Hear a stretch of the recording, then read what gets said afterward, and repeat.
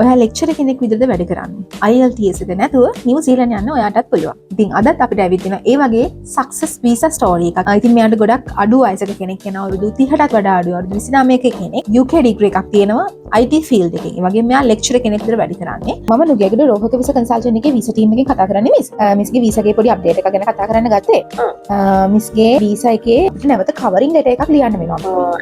මිස්ගේ working experience සම්බන්ධව තමයි මේක ලියන්න ඕනේ. මිස් ලෙක්චර් කෙනෙක් විදිහට වැඩ කරන්නේ.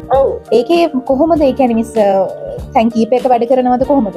ඒක ලිව්වත් ඉතින් අපිට කියන්න බෑ කොහොම වෙයිද කියන්න. සමහර විට මිස්ටර් වීසා එක රිජෙක්ට් වෙන්න ඉඩ තියෙනවා. එහෙම රිජෙක්ෂන් එකක්ම රිජෙක්ට් වෙන්න ඉඩ කඩ වැඩි කියන එක තමයි මම මිස්ටර් කියන්නේ. එහෙම වුණොත් එතකොට రీ ඇප්ලයි කරන්න වෙනවා. දැනට අපි මේ කවර් ලෙටර් එක ලියලා බලමු මිස්. මම මොකද කරන්න ඕනේ? ඔව් මිස් ඔෆිස් එකට එන්න කන්ග්‍රැචුලේෂන්ස් මිස්ගේ වීසා එක ඇවිත් තියෙන්නේ. thank you so much. අද දෙන්න ඕනේ. අද එන්න පුළුවන් නම් අදම එන්න. අද thank you. ඔයාගෙන් අනිවාර්යෙන් අද එන්න.